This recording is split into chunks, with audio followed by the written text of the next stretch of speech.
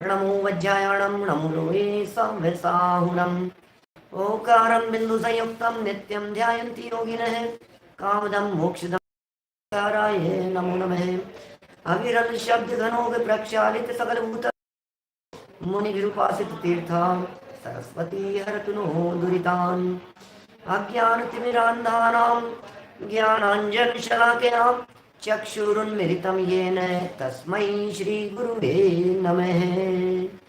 श्री परम गुरुवे नमः। परम्पराचार्य गुरुवे नमः। सकल कलुष विध्वंसकं श्रेयसां परिवर्धकं धर्म संबंधकं भव्य जीव मन प्रतिबोधकारकं पुण्य प्रकाशकं पाप प्रणाशकमिदं शास्त्रं श्री संयम प्रकाश नामधेयम् अस्य मूल ग्रंथ कर्ता रे श्री सर्वज्ञ देवास्तर उत्तर ग्रंथ कर्ता रे श्री गणधर देवा प्रति गणधर देवास्तेषां वचनानुसार मासाद्य आचार्य श्री कुंद कुंदामनये आचार्य सूर्य सागरेण दर्शितं श्रोतारे सावधानतया शृण्वन्तु। मंगलम भगवान वीरो मंगलम गौतमो बड़ी मंगलम कुंद कुंदाद्यो जैन धर्मोस्तु मंगलम सर्व मंगल मांगल्यम सर्व कल्याणकारिकम प्रधानम सर्वधर्माणां जैनम जयतु शासनम जैनम जयतु शासनम जैनम जयतु शासनम।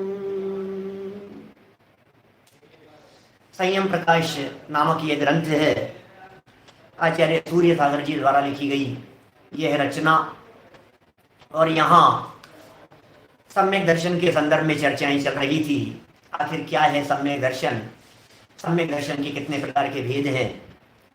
एक प्रकरण बहुत सुंदर इस प्रकार का बतलाया कि मिथ्यात्व के समान इसका कोई शत्रु नहीं है, मिथ्यात्व के समान कोई रोग नहीं है, मिथ्यात्व के समान कोई अंधकार नहीं है, मिथ्यात्व के समान इस जीव का कोई बुरा कर, इतनी सारी बातें मिथ्यात्व के संदर्भ में यहाँ कह दी गई थी। जहर नहीं है मिथ्यात्व जैसा कोई। और जब ये सारी बातें कहकर के सम्यक दर्शन की महिमा बतलाई गई तो फिर सबको ऐसा लगा कि भैया सम्यक दर्शन तो होना ही चाहिए। तीन प्रकार के सम्यक दर्शन होते हैं। एक का नाम सम्यक्त्व, दूसरे का नाम क्षयोपशम सम्यक्त्व और तीसरे का नाम क्षायिक सम्यक्त्व। वैसे क्रम इनका यहाँ जो दिया है उसमें पहले उपशम सम्यक्त्व कहा है, फिर क्षायिक सम्यक्त्व कहा है और फिर क्षयोपशम सम्यक्त्व कहा है। थोड़ा सा समझने का प्रकरण है, करणानुयोग का प्रकरण है। उपयोग की एकाग्रता पूर्वक समझेंगे तो मजा भी आता है। बहुत सारे लोगों को तो करणानुयोग के विषयों में बहुत इंटरेस्ट होता है।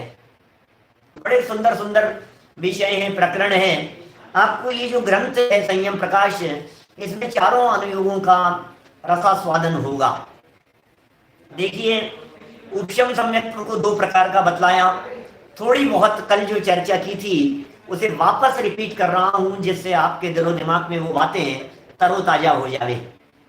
पहले सम्यक्त्व का नाम उपशम सम्यक्त्व है ना। उपशम के दो भेद, प्रथमोपशम और द्वितीयोपशम। प्रथमोपशम मिथ्यात्व और अनंतानुबंधी के नाश के लिए जो उपशम होता है, जो उसके दबाने के लिए, मिथ्यात्व और अनंतानुबंधी जिससे दबता है उसका नाम है प्रथमोपशम। और बाकी बची हुई जो अप्रत्याख्यान, प्रत्याख्यान, संज्वलन और हास्य आदि 9 प्रकृतियां, बोले ये जो कर्म प्रकृतियां बाकी की जिससे दबती है उसका नाम है द्वितीयोपशम। अब इसमें क्या कठिन है। प्रथमोपशम सम्यक्त्व में, प्रथमोपशम सम्यक्त्व के काल में मिथ्यात्व और अनंतानुबंधी का अभाव होता है और द्वितीयोपशम के काल में अप्रत्याख्यान, प्रत्याख्यान और संज्वलन, इन कषाय कर्मों का अभाव होता है, तो उसका नाम है द्वितीयोपशम। इसकी प्रक्रिया थोड़ी बहुत यहाँ बतला दी थी। प्रथमोपशम से द्वितीयोपशम होते समय मार्ग में क्या क्या होता है उसकी थोड़ी सी चर्चा कर ली थी। ज्यादा दिमाग लगाने की जरूरत नहीं है। ऐसा कह सकते हैं, दूसरे शब्दों में, सरल शब्दों में कहूं तो सबसे पहले जो सम्यक दर्शन होता है उसका नाम है प्रथमोपशम। अनादि से जो जीव मिथ्या दृष्टि था, उस अनादि मिथ्या दृष्टि जीव को सबसे पहले जो सम्यक दर्शन होगा उसका नाम प्रथमोपशम सम्यक्त्व है। ठीक है।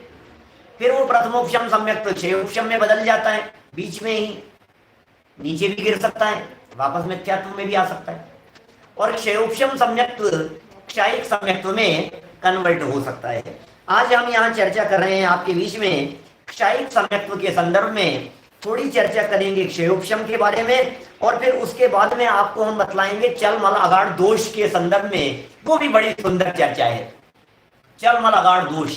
अनेक लोग उन दोषों के बारे में जानना चाहते हैं, और सुंदर चर्चा है क्या क्या स्थितियां बनती है इन कर्म प्रकृतियों में।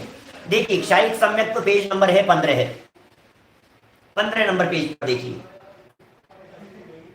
तत्कर्म सप्त के क्षिप्तम पंकवत फटिकेम्बुवत शुद्धेति शुद्धम क्षेत्रज्ञे भांति क्षायिकमक्षयम्।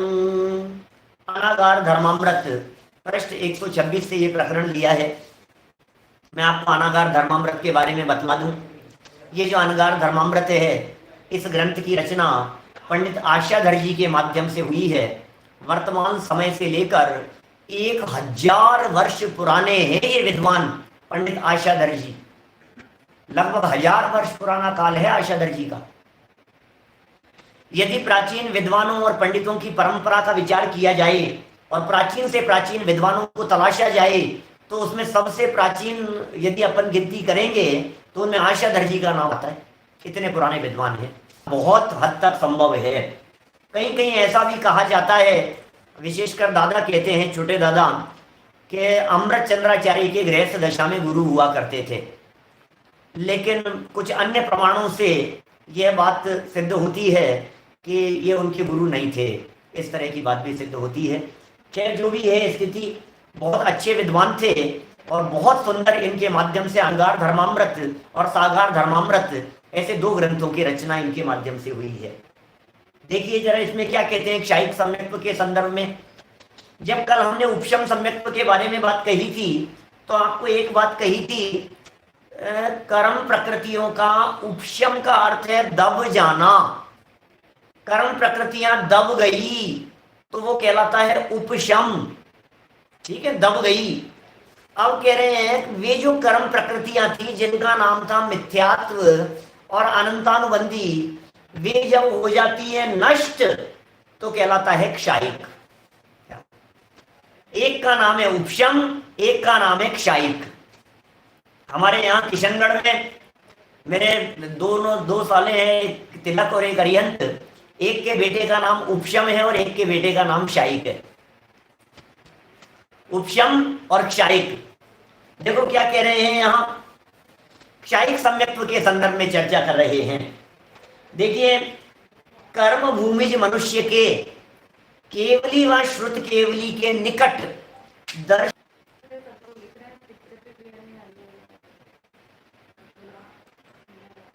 थोड़ा सा आज नेटवर्क कमजोर है, आवाज तो क्लियर आ रही है? आवाज क्लियर आ रही है तो आप उससे काम चलाइए। अब कुछ नहीं कर सकते हैं अपन, है ना।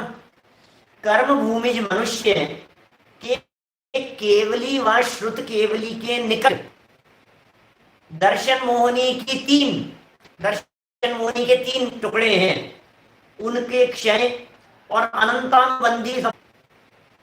दर्शन मोहनी की 3, दर्शन मोहनी के 3 टुकड़े हैं, उनके क्षय और अनंतानुबंधी संबंधी जो 4 प्रकृतियां थी कषाएं, उनके विसंयोजन होने पर क्षायिक संवेदन होता है। यह विशुद्ध उपशम सम्यक्त्व से भी अति विशुद्ध है। सुनिए क्या कह रहे हैं, ये जो सम्यक्त्व है क्षायिक सम्यक्त्व उपशम सम्यक्त्व से भी ज्यादा निर्मल है, उपशम से ज्यादा श्रेष्ठ है क्षायिक। उपशम सम्यक्त्व में तो कर्म प्रकृतियां दबी थी मात्र। पानी में अपन ने फिटकरी डाली थी कल, और फिटकरी के डालने पर, पानी में फिटकरी डालने पर धीरे धीरे उसकी गई थी, और ट्रांसपेरेंट कांच का ग्लास था, उस कांच के गिलास में पानी बिल्कुल आर पार दिखाई दे रहा था, इतना निर्मल, बिल्कुल स्पष्ट दिखाई दे रहा था। अब ये कह रहे हैं जो गंदगी बैठ गई थी वो गंदगी नष्ट हो जाए, माने पानी को दोहरे छन्ने से, जो अपनी छानने की विधि है, इस माध्यम से जब पूरी तरह से छान दिया जाए वो पानी पूरी तरह से छन जाए तो उसका नाम है क्षायिक। अशुद्धता पूरी तरह से गई। लेकिन एक विशेषता है क्षायिक सम्यक्त्व में, वर्तमान काल में क्षायिक सम्यक्त्व नहीं होता, क्योंकि इस पंचम काल में केवली नहीं है, पंचम काल में अनंत भगवान नहीं है, पंचम काल में तीर्थंकर भगवान नहीं है, तीर्थंकर परमात्मा नहीं है। क्षायिक सम्यक दर्शन के संदर्भ में एक महत्वपूर्ण नियम है। क्या नियम है? बोले नियम यह है कि यह केवली या श्रुत, कोई भी सम्यक दृष्टि जीव हो, वो सम्यक दृष्टि जीव जब केवली या श्रुत केवलियों के चरणों में जाकर के बैठेगा, उपशम सम्यक्त्वी था, क्षयोपशम सम्यक्त्वी था, वो क्षयोपशम सम्यक्त्वी जीव जब केवली या श्रुत केवलियों के चरणों में जाकर के बैठता है तो फिर वहां उसका वो सम्यक्त्व क्षायिक सम्यक्त्व में कन्वर्ट हो जाता है। माने उपशम सम्यक्त्व क्षयोपशम में केवलियों और श्रुत केवलियों के निकट वहीं होता है, इसके अलावा नहीं हो सकता है। देखिए भावार्थ में क्या बात कह रहे हैं, देखिए बड़ी सुंदर बात कह रहे हैं। उपशम सम्यक्त्व में भी, उपशम सम्यक्त्व में भी शंकादिक दोष न होने से विशुद्धताएं, सम्यक्त्व में कोई दोष नहीं है। उपशम सम्यक्त्व माने वो जो पानी की, पानी सेवन करने योग्य है, पवित्र पानी की तरह, इतना पवित्र हो गया है। फिटकरी डाल देने पर, एलम डाल देने पर, जब हमने एलम का प्रयोग किया और उससे वो पानी निर्मल हो गया तो उस पानी को पिया जा सकता है। उतना ही शुद्ध है वो पानी जितना छना हुआ पानी शुद्ध है। तो क्षायिक के समान ही निर्मलता है यद्यपि, लेकिन तो भी ये कह रहे हैं परंतु वह छूट भी जाता है और क्षायिक सम्यक्त्व छूटता नहीं है, ये विशेषता है। मोक्ष तक बराबर बना रहता है और अचल है, ये सबसे बड़ी विशेषता है। ये जो क्षायिक सम्यक्त्व है ये अचल है, क्षायिक सम्यक्त्व कभी छूटता नहीं है।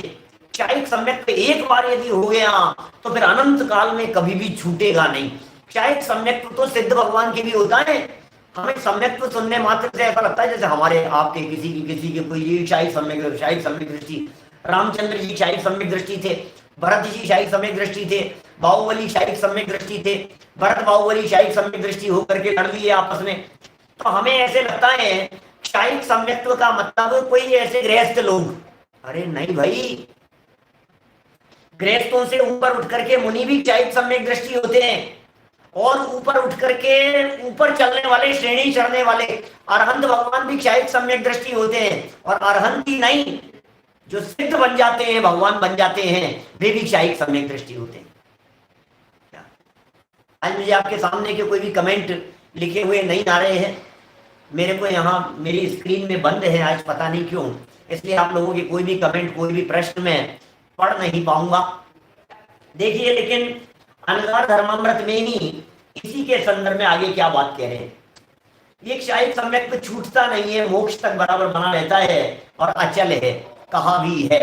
जरा देखिए, रूपेर भयम करेर वाक्येर हेतु दृष्टांत दर्शी भी है, ज्ञातु क्षायिक सम्यक्त्वा न क्षुभ्यति विनिश्चल है। अरे बड़ा सुंदर बात कह दी है, बड़ी गजब की सुंदर बात यहाँ कह दी है। कितनी सुंदर बात कह रहे हैं, क्षायिक सम्यक्त्व निश्चल होता है। देखो छोटी छोटी सी बातें हैं, सरल बातें हैं, कभी कभी कोई विषय और वाक्य रिपीट भी होते हैं तो इसलिए होते हैं कि वो बात हमारे दिमाग में परमानेंट याद हो जाए, छप जाए हमारे दिमाग में, ये बात पक्की तरह से छप जाए हमारे दिमाग में कि भैया ये जो सम्यक्त्व है ये निश्चल होता है, निश्चल, चलायमान नहीं होता। अर्थात वह अनेक प्रकार के हेतु और दृष्टांत वाले वचनों के जाल में फंसकर, अनेक हेतु दे दिए, दृष्टांत दे दिए, उदाहरण दे दिए, इन जाल में फंसकर भयंकर रूपों से भयभीत होकर कभी भी क्षोभ को प्राप्त नहीं होता। तो कभी भी यह सम्यक्त्व क्षोभ को प्राप्त नहीं होता, कभी भी यह सम्यक्त्व मलिन नहीं होता, कभी भी सम्यक्त्व में दोष नहीं लगता, कभी भी सम्यक्त्व में दूषण नहीं लगता। यह सम्यक्त्व एक बार हो गया तो हो गया, अरे भाई साहब, जो आप ड्यूरेबिलिटी तलाशते हैं ना सारी दुनिया में, क्षायिक सम्यक तो जैसी ड्यूरेबिलिटी कहीं नहीं मिलेगी आपको। ये है असली ड्यूरेबल चीज। अरे साहब, हमें तो परमानेंट चीज चाहिए, हमें तो परमानेंट चीज चाहिए भाई साहब। हमें तो पंडित जी कोई ऐसी चीज बतलाइए जो चीज परमानेंट हो। क्या? मात्र विषय नारा सेनन जी, उत्तम सेनन वालों के ही होता है क्षायिक सम्यक्त्व, ऐसा है। देखिए, यह सम्यक्त्व साधी अनंत है, साधी अनंत। आप देखिए, पहले मिथ्यात्व की चर्चा चल रही थी, तो अनादि मिथ्यात्व, अनादि मिथ्या दृष्टि, अनादि मिथ्यात्व ऐसे शब्दों का प्रयोग कर रहे थे। अब यहां क्या कह रहे हैं? साधी अनंत, साधी अनंत। चार शब्द आते हैं काल की दृष्टि से, बहुत महत्वपूर्ण शब्द हैं। जो लोग नोट करते हो, नोट्स बनाते हो, वे जरूर इन चार शब्दों को नोट करें, उनके उदाहरण तलाशें, उनके प्रयोग तलाशें, आपको जरूर मजा आएगा। चार तरह के शब्द बता रहा हूं।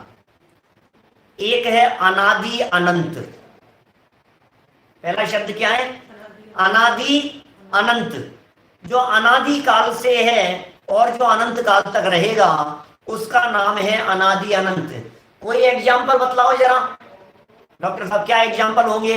जैसे सूर्य, चंद्रमा, जम्बूद्वीप, सुमेरु पर्वत अनादि काल से है और अनंत काल तक रहेंगे। स्वर्ग नरक कभी मिटेंगे नहीं।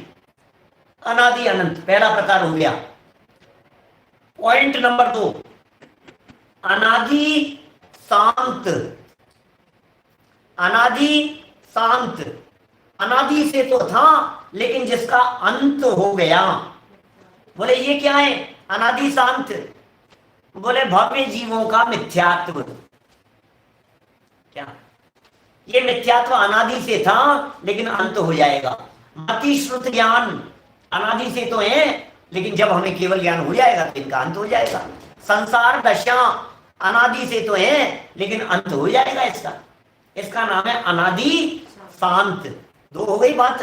पॉइंट नंबर 3, इंपॉर्टेंट पॉइंट बता रहा हूं। तीसरा पॉइंट है जिसका नाम है सादी शांत। सादी से आदि से अंत, से आदि शांत, मतलब जिसकी शुरुआत भी है और जिसका अंत भी है। बोले ये क्या है? बोले ये तो सारा जगत दिख ही रहा है आपको, दृश्यमान जगत। सादी शांति तो है सब कुछ।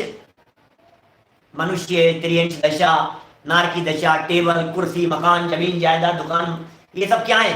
सादी शांत है, कोई परमानेंट थोड़ी नहीं ये सारी चीजें। आपका मोबाइल, बोले कभी तो बना होगा और कभी अंत हो जाएगा, खत्म हो गया खेल।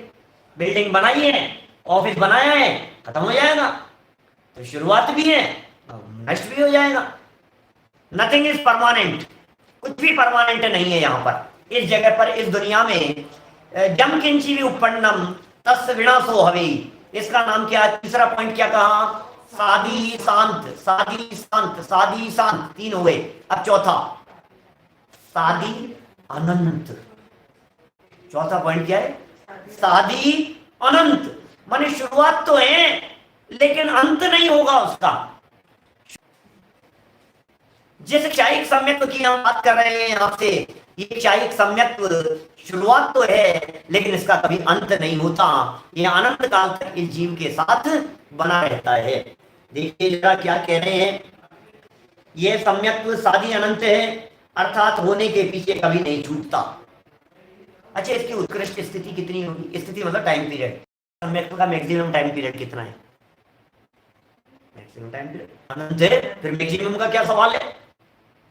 जब क्षायिक सम्यक्त्व अनंत काल तक, मैक्सिमम टाइम का क्या सवाल है कि है भाई साहब? सुनो जरा, वैसे तो अनंत ही है, तो बात ही खत्म हो गई कि नहीं नहीं बात अनंत की नहीं है, बात कुछ और कहना चाह रहे हैं। कि क्या कहना चाह रहे हो? संसार दशा में रहने की अपेक्षा से तो बतला दो भाई। मोक्ष में भी रहता है, लेकिन मोक्ष होने के पहले पहले तक कितने लंबे काल तक ये क्षायिक सम्यक्त्व संसार दशा में रह सकता है हमारे होने के बाद? तो उसके लिए बड़ा सुंदर बात कही है। कर्णानुयोग का प्रकरण है, लोगों को बड़ा मजा आएगा। कई चीजें जब समझने की होती है ना, तो उसमें बड़ा मजा आता है, सुनने में बड़ा मजा आता है, समझने में बड़ा मजा आता है इन विषयों को। इसकी उत्कृष्ट स्थिति संसारी जीव के, संसारी के संसारी जीव की बात कर रहे हैं। इसकी उत्कृष्ट स्थिति संसारी जीव के एक अंतर मुहूर्त सहित, ये जो साधी मिथ्या दृष्टि है, साधी मिथ्या दृष्टि नहीं, सॉरी, क्षायिक सम्यक दृष्टि, इस क्षायिक सम्यक दृष्टि के संसार में रहने का मैक्सिमम का, वापस सुनिए, ध्यान से सुनिए, एक अंतर मुहूर्त और 8 वर्ष, एक अंतर मुहूर्त माने 48 मिनट, विद इन 48 मिनट, और 8 वर्ष, इतना तो छोड़ दो, ठीक है। अब जैसे समझिए, सब पहले इसको पढ़ लेता हूं 1.5 लाइन को, फिर समझाता हूं, आपके सबके समझ में आएगा, सबके आएगा समझ में, गारंटी से आएगा, देखना। संसारी जीव के एक अंतर मुहूर्त सहित 8 वर्ष कम 2 कोटि पूर्व और 33 सागर की है। यह सम्यक मुक्त जीव के भी रहता है और उसके इसकी स्थिति अनंत काल की है। हमारे संसार में कितनी कही? 8 वर्ष अंतर मुहूर्त कम 2 कोटि पूर्व 33 सागर, 2 कोटि पूर्व 33 सागर और 8 वर्ष एक अंतर मुहूर्त उसमें से माइनस। समझो समझो क्या स्थिति है। देखो बात ऐसी है, कोई मिथ्या दृष्टि जीव था, कहीं से इधर उधर से जन्म मरण करके आया, मनुष्य भाव में उसने जन्म लिया, मनुष्य भाव में उसने जन्म लिया और जन्म लेने के बाद 8 वर्ष के पहले तो सम्यक दर्शन होता नहीं, बराबर। तो 8 वर्ष की उम्र में जैसे ही वो 8 वर्ष का हुआ, उसने सम्यक दर्शन लिया। अब जो सम्यक्त्व होगा वो या तो उपशम सम्यक्त्व होगा या क्षय उपशम सम्यक्त्व होगा, आदि मिथ्या दृष्टि होगा। तो बोले एक अंतर मुहूर्त बाद में वो क्षायिक सम्यक्त्व की प्राप्ति करेगा। तो 8 वर्ष और एक अंतर मुहूर्त बाद में क्षायिक सम्यक्त्व हुआ, और मैक्सिमम मनुष्य गति के अंदर कर्म भूमि के मनुष्यों की आयु हो सकती है 1 कोटि पूर्व की। क्या 1 कोटि पूर्व की मैक्सिमम मुहूर्त तो हमने कम कर दिए, और 1 कोटि पूर्व की आयु है। अब पूरी जिंदगी भर वो क्षायिक सम्यक्त्व बना रहा, बराबर। अब पूरे जीवन भर जब क्षायिक सम्यक्त्व बना रहा बना रहा बना रहा बना रहा बना रहा, और जीवन 1 कोटि पूर्व का करने के बाद वो मर करके चले गया 5 अनुत्तर विमानों में, विजय वैजयंत जयंत अपराजित में, सर, और जब है 33 सागर, 33 सागर की आयु है वहां उसकी। इतनी, इसमें सर्वार्थ सिद्धि को शामिल नहीं किया गया है इसमें, क्योंकि सर्वार्थ सिद्धि वाले जब आते हैं ना तो मैक्सिमम काल नहीं निकलता। सर्वार्थ सिद्धि वाले जब मनुष्य बनते हैं तो वे जल्दी मोक्ष चले जाते हैं। क्या इसलिए सर्वार्थ सिद्धि वाले जीव नहीं लेना। सर्वार्थ सिद्धि में यदि वो चला जाए तो वहां भी क्षायिक सम्यक्त्व रहेगा। वापस जब आएगा तो कम आयु लेकर के जल्दी मोक्ष चला जाएगा। यहाँ तो संसार दशा का मैक्सिमम, संसार दशा में मैक्सिमम टाइम पीरियड कितना बिताएगा वो काल ले। तो क्या करें? बोले सर्वार्थ सिद्धि से जस्ट एक स्टेप नीचे वाले जो 4 विमान हैं, विजय वैजयंत जयंत और अपराजित, नीचे वाले जो 4 विमान हैं, विजय वैजयंत जयंत और अपराजित, इन 4 विमानों में वहां भी मैक्सिमम आयु 33 सागर की हो सकती है। 33 सागर में एक समय कम मान लीजिए, तो 33 सागर में एक समय की कम आयु लेकर के, आज का ये कर्णानुयोग का प्रकरण सुनो, ये 33 सागर में एक समय की कम आयु लेकर के ये मनुष्य बना, और यहाँ 1 कोटि पूर्व तक रहा, तो मोक्ष चला गया 1 कोटि पूर्व की आयु लेकर के। तो कितनी स्थिति हो गई? और जब सम्यक को लिया था तो 8 वर्ष अंतर मुहूर्त कम था, यही तो बताया है यहाँ पर। 8 वर्ष अंतर मुहूर्त कम कर दीजिए तो फिर 2 कोटि पूर्व और 33 सागर, इतना संसार दशा में रहने का इसका उत्कृष्ट काल हो सकता है।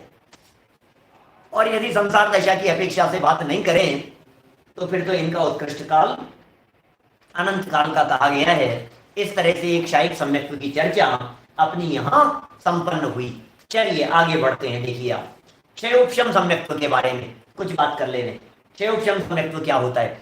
सरल है बात, उपयोग की एकाग्रता पूर्वक समझना, समझ में आएगी। पाकादेशग्न सम्यक्त्व प्रकृते हृदय क्षये क्षमे च वेद कम षण्णा। श्लोक है। अर्थ, सम्यक्त्व की विरोधिनी जो 7 प्रकृतियां हैं, सारा खेल 7 प्रकृतियों का चल रहा है सम्यक दर्शन के संदर्भ में। मिथ्यात्व, सम्यक मिथ्यात्व, सम्यक्त्व मोहिनी, ये दर्शन मोहिनी की 3 प्रकृतियां हैं। फिर अनंतानुबंधी क्रोध, अनंतानुबंधी मान, अनंतानुबंधी माया, अनंतानुबंधी लोभ, 4 ये कर्म प्रकृतियां हैं। टोटल 7 कर्म प्रकृतियां हो गई। तो बोले कह रहे सम्यक्त्व की विरोधिनी ये 7 प्रकृतियां हैं, उनमें से मिथ्यात्व, सम्यक मिथ्यात्व 2 और अनंतानुबंधी वगैरह 4 आती। शब्द है, कुछ नहीं करना है अपने को, करना क्या है, शब्दों को जानना मात्र है, बेशर्म गाती है। आज थोड़ा नेट ज्यादा ही डिस्टर्ब कर रहा है, क्या करें जो है स्थिति। आज थोड़ा नेट ज्यादा ही डिस्टर्ब कर रहा है, क्या करें जो है स्थिति, अंदर आए की स्थिति है। वर्तमान सर्वघाती स्पर्धकों का, माने कारमान पुद्गलों का तो उदय में न आना, आने रूप क्षय। ये लाइन समझ में नहीं आए तो अर्थात वाली शब्द पढ़ लीजिए आगे। बिना ये ही खिर जाना, ये तो हो गया क्षय, ये तो समझ में आ गया, बिना फल दिए हुए खिर जाना। कोई भी कर्म था, वो कर्म जब फल देने के लिए आया, कर बिना फल दिए हुए ही वो कर्म चला गया, ठीक गया। और आगामी काल में उदय आने योग्य स्पर्धकों का सत्ता रूप उपशम, ये भी नहीं समझ में आई होगी लाइन, मत समझिए। अर्थात दिया है उसे पढ़ लीजिए। अर्थात में क्या होता है, अर्थात लो, इसका नाम है उपशम, क्षय, उपशम, और एक होता है उदय। ये 3 बातें जहां होती है उसका नाम होता है क्षय उपशम। शब्द नए नए बहुत सारे लोगों ने सुने होंगे, लेकिन कभी तो जिंदगी में नए शब्द सुनने ही थे, क्या करेंगे आप। आज यदि इस प्रकरण को आप गहराई से नहीं समझेंगे तो फिर जीवन में कभी नहीं समझ पाएंगे। इसलिए जब समझने का अवसर मिल रहा है, एक बार तो झोंक दो अपनी बुद्धि को समझने के लिए। क्षय उपशम शब्द में 3 बातें हैं, क्षय, उपशम और उदय। क्षय, उपशम और उदय, ठीक है। क्षय किस चीज का, कि वे कर्म प्रकृतियों का उदय में आए बिना ही खिर जाना, ये तो हो गया क्षय। उदय में आए नहीं और खिर गए, ये तो है क्षय।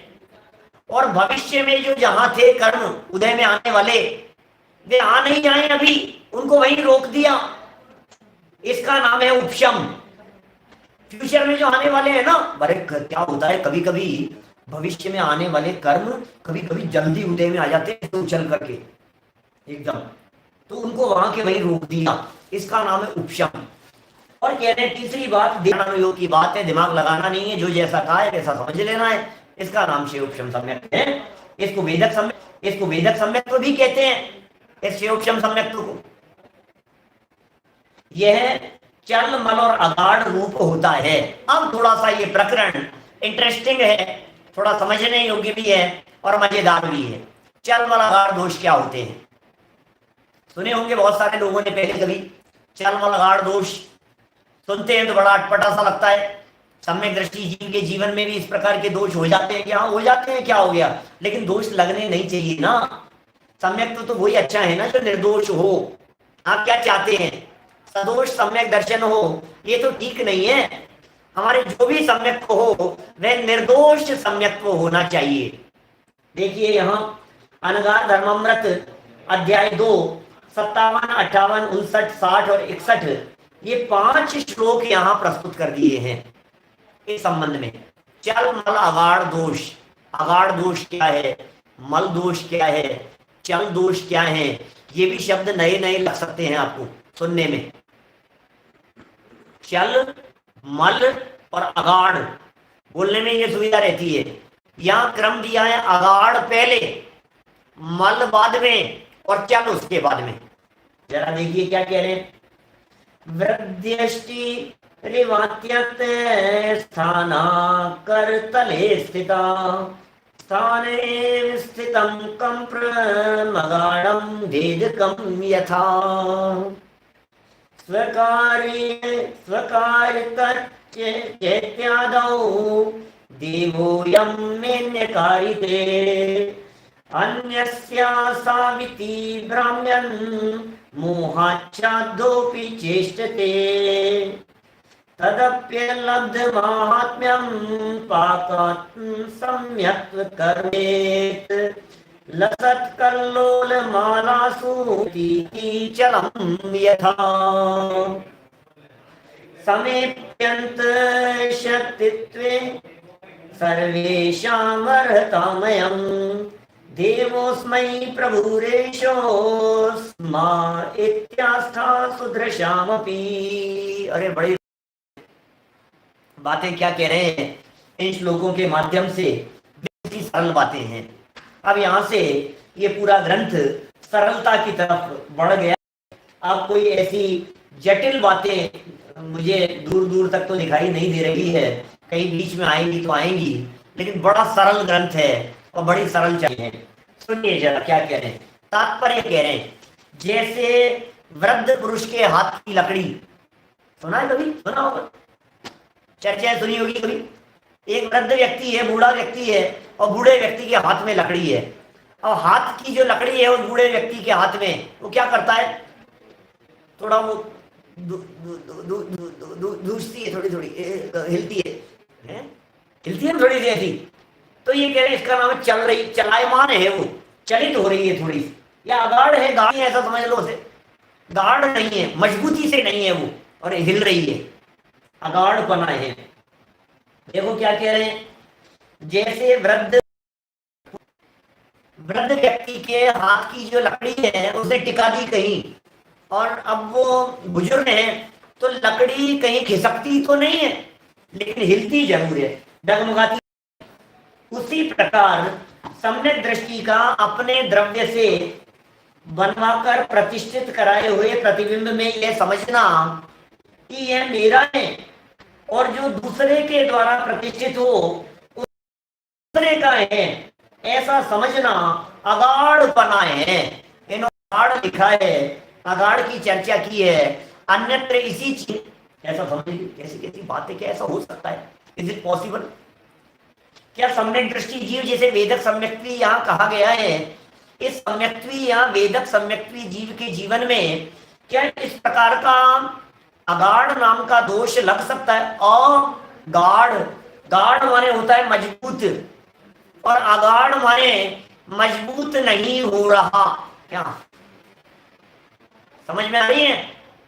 अगाढ़ माने मजबूत नहीं है, कोई बात नहीं है तो नहीं है, क्या कर सकते हैं। लेकिन ऐसी बातें हाँ हाँ हो जाता है, बहुत हल्के स्तर पर होता है भाई साहब। हल्के स्तर पर का मतलब हो गया और फिर सही हो गया, फिर विकल्प आ गया इस तरह का, ये प्रतिमा अपनी विराजमान कर रही हुई है, आ गया विचार, इसमें क्या हो गया, तुरंत समझ भी जाता है, तुरंत ये भी विचार आता है, अरे यार मैं भी क्या कह रहा हूँ, भगवान भी किसी के हैं, भगवान तो सबके हैं।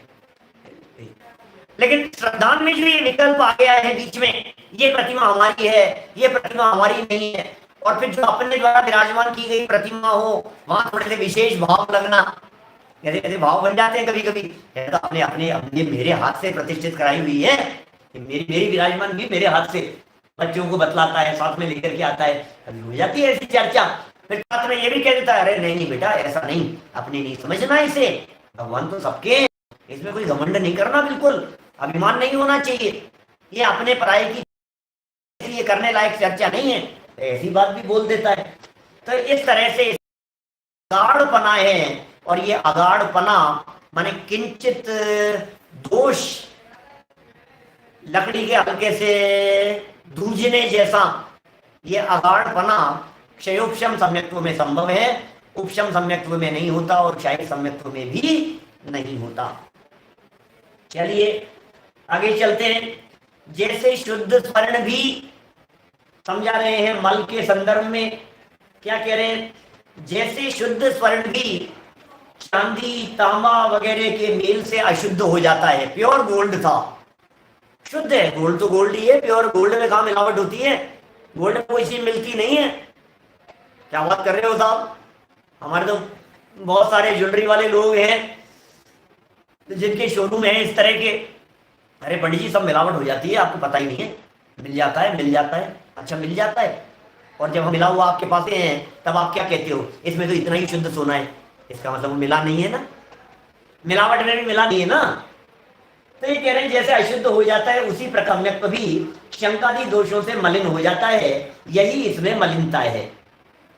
बस इतना सा ही इसके अंदर मलिनता समझनी चाहिए। थोड़ा सा मन लग गया है, कोई शंका हो गई किसी चीज के बारे में, फिर समझ गया नहीं नहीं भैया जैनेन्द्र भगवान का वचन है, मैं कहाँ शंका कर रहा हूँ, समझ गया। देखो आगे का है, जैसे एक ही जल अपनी अनेक लहरों में बढ़ जाता है, आगे वाले के लिए कह रहे हैं, तीसरे के लिए कह रहे हैं, तो मलिनता की चर्चा यहाँ पूरी हो गई।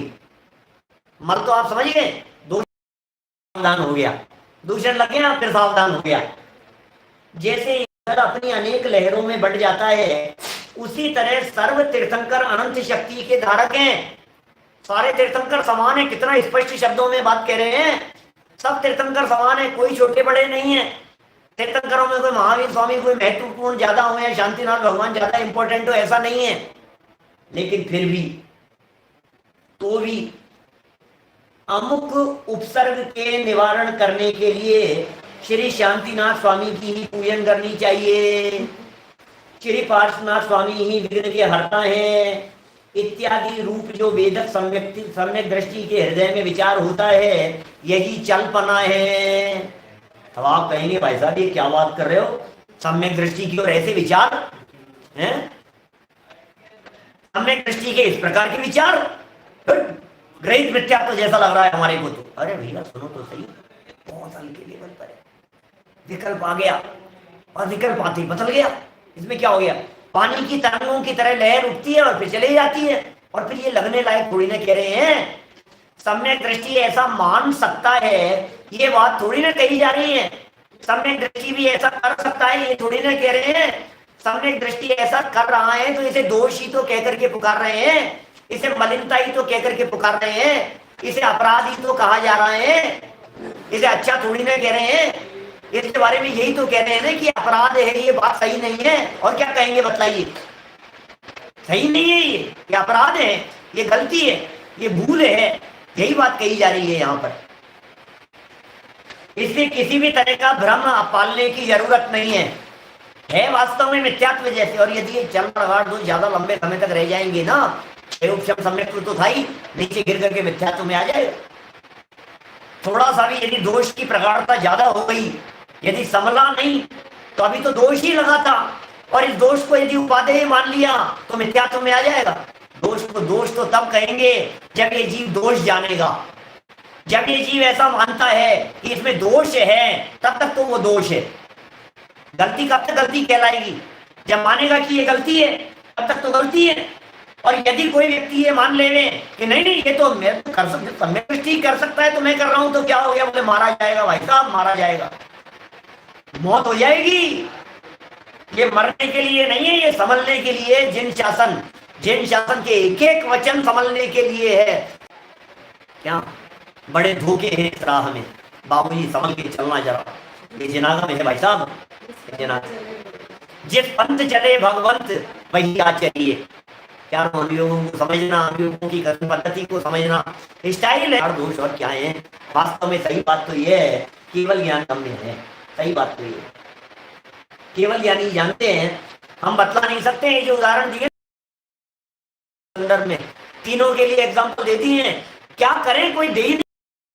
अंदर में किस तरह की किंचित मलिनता होगी, अंदर में किस तरह का किंचित मात्र दूषण लग गया होगा, ये बताया नहीं जा सकता है, इसे शब्दों में बोला नहीं जा सकता है।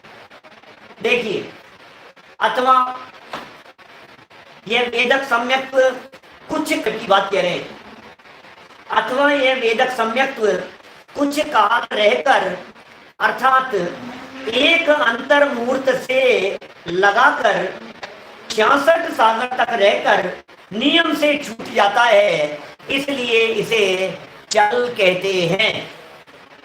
चल क्यों कहला रहा है, क्या चल दोष है ना, मैक्सिमम है, माने क्षयोक्षम सम्यक्त्व का काल, मिनिमम अंतर मुहूर्त, ठीक है ना, और मैक्सिमम 66 सागर। अभी सागर मत पूछिएगा आप, सागर क्या चीज है, सागर तो सागर ही होता है, सागर के बारे में क्या कहें हम, सागर के बारे में तो बोल नहीं सकते कुछ भी, सागर क्या चीज है। मैंने सागर की चर्चा नहीं कर रहे हैं अभी हम यहाँ, लेकिन इतना समझ लीजिए कि 66 सागर तक वो काल रह सकता है। धवलादिक ग्रंथों में उन 66 सागर का भी कैलकुलेशन बतलाया है किस तरह से बनते हैं। सरवार सिद्धि के अंदर भी लिखा है, इस तरह का प्रकरण आया है। एक पूज्यपाद आचार्य देव ने भी लिखा है, शायद फूलचंद जी सिद्धांत शास्त्री ने भी उनको खोला है, ये 66 सागर की स्थिति कैसे बनती है।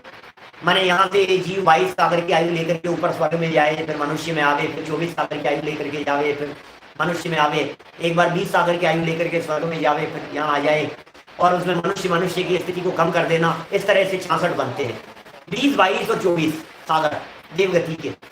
तो इस तरह से 66 सागर। सम्यक्त्व का काल मिनिमम कितना बोले, अंतर्मूर्त 10 दिन में भी छूट जाए, 5 दिन में भी छूट जाए, 15 दिन में भी छूट जाए। इसके संदर्भ में समय सार जिसकी चर्चा कल थोड़ी बहुत हमने यहाँ छेड़ दी थी, मैंने सजन जी ने कही थी तब। देखिए बात क्या है यहाँ, इन तीनों सम्यक्त्वों में, इन तीनों सम्यक्त्वों में उपशम सम्यक्त्व, अब थोड़ा सा लास्ट बस समापन चल रहा है एक प्रकार से समझ लीजिए आप। इन तीनों सम्यक्त्वों में उपशम सम्यक्त्व चतुर्थ गुणस्थान से लेकर 11वें गुणस्थान तक आए। चौथे से 11वें गुणस्थान तक कौन सा सम्यक्त्व? सम्यक्त्व। चौथे से 7वें तक तो प्रथमोपशम, से ऊपर द्वितीय उपशम 11वें तक। लेकिन उपशम सम्यक्त्व चौथे गुणस्थान से लेकर 11वें गुणस्थान तक हो सकता है। ये उपशम सम्यक्त्व चौथे से 11वें गुणस्थान तक होता है। चौथे से 7वें गुणस्थान तक ही होगा ये क्षयोपशम सम्यक्त्व। इससे ऊपर जाएगा तो या तो उपशम श्रेणी चढ़ेगा या शपक श्रेणी चढ़ेगा। उपशम श्रेणी चढ़ेगा तो उपशम, ऐसा है। माने दो ही रास्ते हैं ऊपर, या तो उपशम होकर के जाए या नष्ट करके जाए, बीच का कोई रास्ता नहीं है क्षयोपशम जैसा, ऐसा समझना चाहिए। तो ये उपशम सम्यक्त्व हो गया चौथे से 11वें तक, और क्षयोपशम सम्यक्त्व हो गया चौथे से 7वें गुणस्थान तक। और क्षायिक सम्यक्त्व जो होता है ये चतुर्थ गुणस्थान से सिद्ध अवस्था तक रहता है। क्षायिक सम्यक्त्व कहां से कहां तक रहेगा? चौथे गुणस्थान से लेकर, चौथे गुणस्थान में हो सकता है क्षायिक सम्यक्त्व, और कहां तक जाएगा? सिद्ध भगवान तक चला जाएगा, और अनंत काल तक सिद्ध दशा के अंदर वो कायम रहेगा। क्षायिक सम्यक्त्व की स्थिति है। तो साहब इनमें से कौन सा लेना चाहिए अपने को, कौन सा लेना चाहिए पंडित जी? कल भी हमने थोड़ी सी चर्चा की थी, कौन सा सम्यक दर्शन लेवे और कौन सा छोड़ देवे, किसका क्या करें। बोले एक होगा तो तीनों होंगे, समझ लेना। तो ऐसा नहीं होता है कि एक लेकर के काम चल जाए आपका, एक में काम नहीं चलेगा। जिस अनादि मिथ्या दृष्टि जीव को जब भी होता है उपशमी होता है, जिसे उपशम हो जाएगा उसे क्षयोपशम नियम से होगा, जिसे क्षयोपशम हो जाएगा उसे क्षायिक नियम से होगा।